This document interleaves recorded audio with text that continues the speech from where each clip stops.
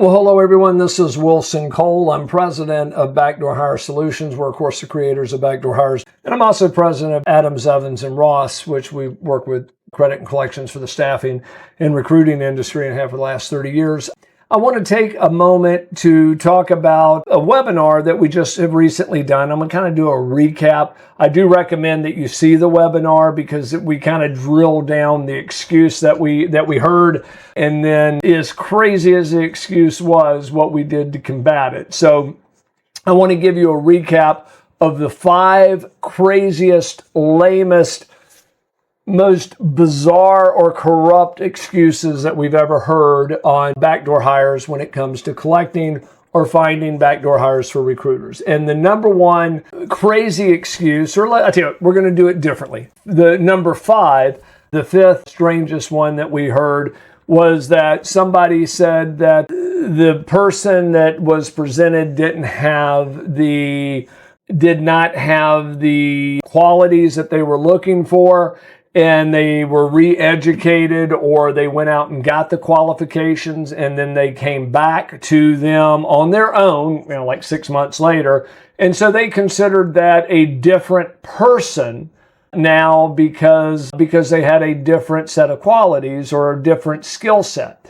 Now, number one, I'm sure they were enhanced, but I don't know if I would call them a different person. But the attorney, and it was an absolute attorney on this, that said that, well, they're a different person, therefore we don't owe a fee. And of course, our client luckily had a signed agreement, and it basically says if we present somebody, then they're not hired. The other thing that the number 4 crazy excuse that we heard was, we're not going to pay the recruiter because the candidate that they placed ran off with the HR manager's spouse or wife. And so maybe they knew each other. I have no idea what was going on, but literally they were not going to pay because the candidate ran off with the HR manager's wife. So that one was pretty bizarre. We were able to get that one resolved, but just kind of weird stuff. Now keep in mind, that's number 5 and 4, so they're going to get, in my opinion, a little bit more bizarre from there.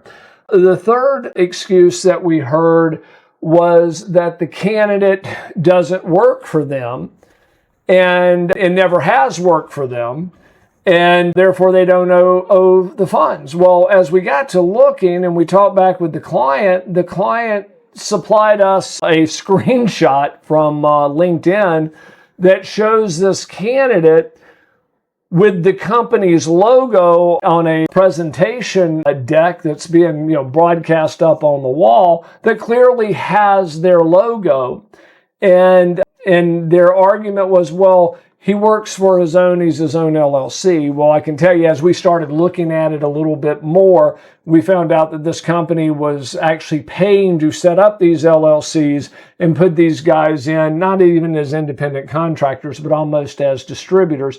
And that one we actually had to sue to be able to win. So that's number 5, number 4, number 3, and number 2 was, well, when the candidate was presented, we don't feel like the recruiter sold our company enough. And yeah, we made an offer, but the recruiter basically wasn't enthusiastic enough about this candidate working at our company. Now, our client basically had this candidate presented at 2 different locations and said they're both fine companies. I think you'd be happy at either one. It's really going to come down to where you feel like you culturally fit. It didn't matter to our client which one. This wasn't an exclusive, it wasn't a retained, but our client just was not enthusiastic enough for that presentation. And then the one that is probably the most bizarre is that our candidate was hired and threatened to kill everybody there. And now this one may have had a little bit of, I'm not saying that it was right or wrong, I'm just saying the most bizarre one. And it was a situation where they had placed a candidate. Evidently the candidate was under psychiatric care, had a psychiatric break, whether you call it, crazy or, and I don't trust my sense of humor, so I'll leave it at that. But evidently he was planning on doing harm at this particular location. And so they weren't going to pay our client. Now they wound up firing the candidate and getting a restraining order, and we were able to get the client paid. But that was probably the most bizarre, because evidently the emails and the communication of that candidate were to the extreme. If he wasn't crazy, he certainly sounded crazy.